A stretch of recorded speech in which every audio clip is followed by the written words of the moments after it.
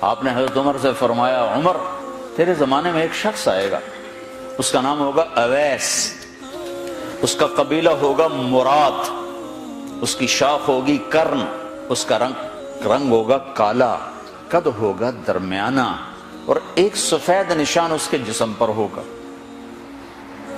جب وہ آئے تو تم اس سے دعا کرانا، علی تو بھی کرانا، عمر تو بھی کرانا، اور میں قسم کھا کے کہتا ہوں کہ اویس جیسوں سے دنیا بھر جائے تو عمر و علی کے ایک بدن کے بال کے برابر نہیں، لیکن اس کے ذریعے سے ایک پیغام آگے پہنچانا تھا۔ تو حضرت عمر اور حضرت علی حیران ہو کر دیکھنے لگے کہ ہمیں کہا جا رہا ہے کہ اویس سے دعا کروائیں، وہ ہم صحابی وہ تابعی۔ تو آپ نے فرمایا اس نے ماں کی ایسی خدمت کی ہے، جب وہ ہاتھ اٹھاتا ہے تو اللہ ہاتھ واپس خالی موڑتا ہی نہیں۔ یہ پیغام پہنچانا تھا کہ ماں باپ کے آگے جھکو۔ جس دیش میں آپ رہتے ہیں یہاں کام کی رفتار بہت تیز ہے، ماں باپ اگر موجود ہیں تو کم ہی خوش نصیبوں والے ہیں جن کو کچھ اولاد کی خدمت ملتی ہے، ورنہ دیواروں کے ساتھ ہی زندگی گزر رہی ہوتی ہے۔ تو عمر رضی اللہ عنہ جب خلیفہ بنے تو ہر سال حج کرتے تھے، ہر سال ان کو ڈھونڈواتے۔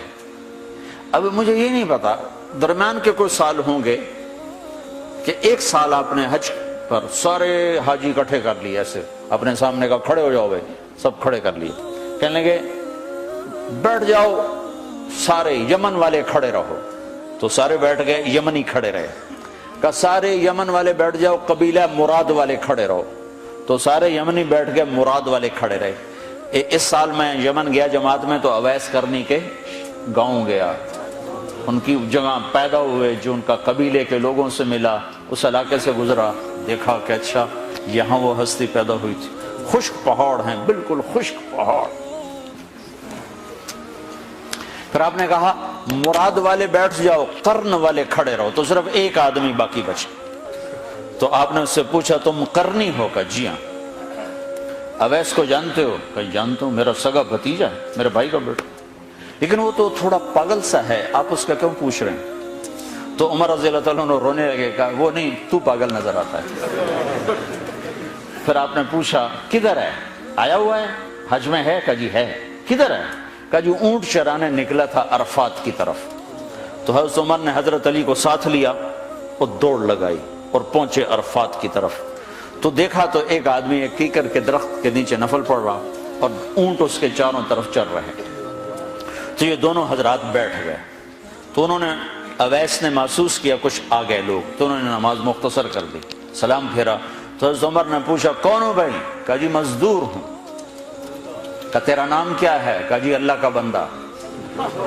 کہا بھائی ہم سارے کے بندے ہیں، میں پوچھ رہا ہوں جو نام تیری ماں نے تیرا رکھا وہ کیا ہے؟ تو وہ تو پہچانتا نہیں تھا کہ عمر کون ہے، علی کون ہے، وہ تو پہلی دفعہ حج پہ تھا۔ وہ کہنے لگا تم کون ہو میرا انٹرویو کرنے والے؟ انٹرویو تو میں اپنی طرف سے کہہ رہا ہوں۔ میں کہا تم کون ہو میرا پوچھنے والے؟ تو حضرت علی بولے یہ امیر المومنین ہیں عمر بن خطاب، اور میں ہوں علی بن ابی طالب۔ پھر وہ ایسے ایک دم گھبرائے، دونوں کو سلام کیا، میں معذرت چاہتا ہوں میں نے پہچانا نہیں۔ تو عمر رضی اللہ عنہ نے فرمایا ہاتھ اٹھا، ہاتھ اٹھا۔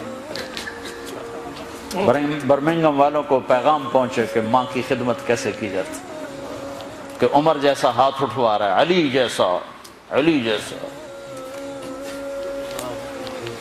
تو وہ کہنے لگے میں آپ کے لیے کیسے ہاتھ اٹھاؤں، میری اوقات ہے کہ میں آپ کے لیے دعا کروں؟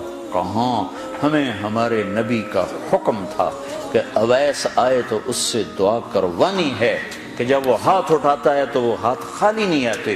کس وجہ سے؟ تہجد، جہاد، تبلیغ، ذکر، تلاوت، تسبیح، حج، عمرے، نمازیں، روزے، ذکر، تلاوت۔